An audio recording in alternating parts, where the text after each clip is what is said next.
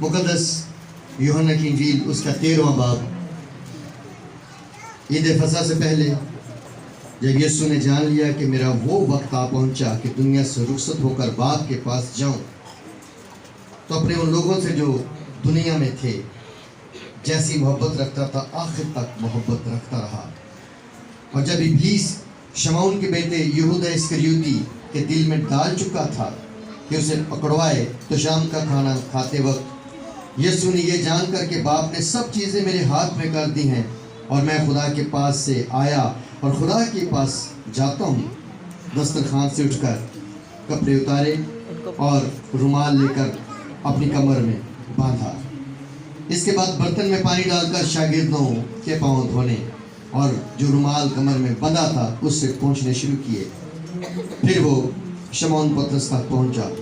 उसने उससे कहा, ऐ खुदावंद, क्या तू मेरे पाँव धोता है? यीशु ने जवाब में उससे कहा, जो मैं करता हूँ तू अब नहीं जानता मगर बाद में समझेगा। पतरस ने उससे कहा, तू मेरे पाँव अब तक कभी धोने ना पाएगा।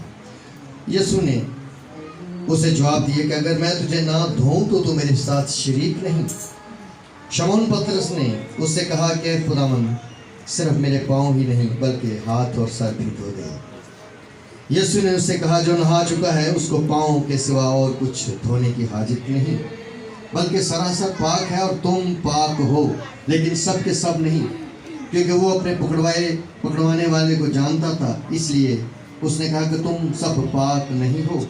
बस जब वो उनके पाँव धो चुका और अपने कपड़े पहनकर बैठ गया तो उनसे कहा, क्या तुम जानते हो कि मैंने तुम्हारे साथ क्या किया? तुम मुझे उस्ताद और खुदावंद कहते हो और खूब कहते हो, क्योंकि मैं हूँ।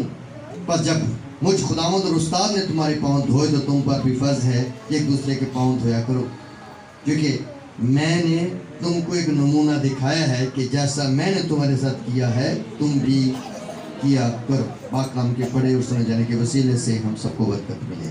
मेरे बहन भाइयों, साल हर साल से हम इस पाक रस्म में शरीक हो रहे हैं। हर साल हम एक दूसरे के पाँव धोते हैं और ये वो काम है जो खुदावंद हमें सौंप कर गया है और कह कर गया था, तुम पर फर्ज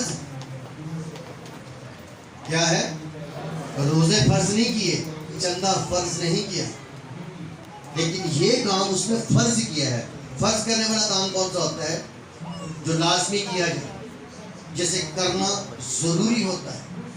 खुदा यीशु मसीह ने कहा कि जैसे मैंने उस्ताद होकर, मालिक होकर, लीडर होकर, खुदावंद होकर तुम्हारे पाँव धोए हैं, तुम पर भी फर्ज है कि तुम एक दूसरे के पाँव धोया करो। खुदा यीशु मसीह ने अपने शागिर्दों से कहा, तुम पाक हो। जिसको खुदा यीशु मसीह चुन लेता है, सुनिए ध्यान से, वो पाक है। आप पाक हैं? आप पाक हैं। उसने आपको पाक किया। हम अपनी जात में पाक नहीं थे, अपने कामों की वजह से पाक नहीं थे, हम उसकी कुदरत से पाक हुए हैं। अगर वो किसी कोढ़ी को कहे कि तुम पाक साफ हो जाओ तो क्या हो जाएगा? अगर एक कोढ़ी पाक हो सकता है उसके कहने से, तो अगर वो आपको कहे, आपको कोढ़ भी नहीं है, और आपको कहे कि तुम पाक हो, तो क्या हो जाएगा? ये काम उसने किया। उसने अपने शागिर्दों को पाक किया और कहा, तुम सरासर पाक हो। और जो पाक हैं, जो नहलाए हुए हैं, जो धोए हुए हैं, उनको सिर्फ पाँव धोने की जरूरत है। सो पाँव क्यों? खुदा यीशु मसीह ने पाँव क्यों धोए? पता, ये वो काम है जो हमारी गर्दन के सरिये को तोड़ देता है, जो हमारे तकब्बुर को, हमारे गरूर को ख़त्म कर देता है, हमें इतना झुका देता है कि अगले के पाँव तक पहुंच जाए। ऐसा ही है, ये अपने आप को हलीम करने की बात है। वो कामिल इंसान था और कामिल खुदा था, तो भी उसने ये किया और उसने कहा कि मैंने तुम्हें एक नमूना दिया है, ایک ایگزامپل تمہارے سامنے میں نے قائم کیا. اگر مجھ استاد اور خداوند نے یہ کیا تو تم پر بھی فرض ہے کہ تم بھی یہ کچھ کرو. اس کا مطلب کیا ہے؟ اپنے اندر سے غرور کو، تکبر کو، یہ سب چیزیں ختم کر کے اپنی انا کو مٹا کر ایک لیڈر جو ہے کسی دوسرے شخص کے پاؤں دھوئے.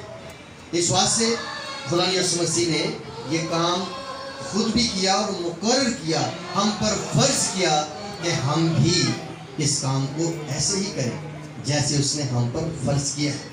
سو آج ہم اس سال 2021 میں یہ کام پھر کرنے والے ہیں، اور اس لیے کہ یہ خداوند نے مقرر کیا ہے، خداوند نے حکم دیا ہے، اور اس کا حکم ہمیں مان کر ہی برکت ملے گی.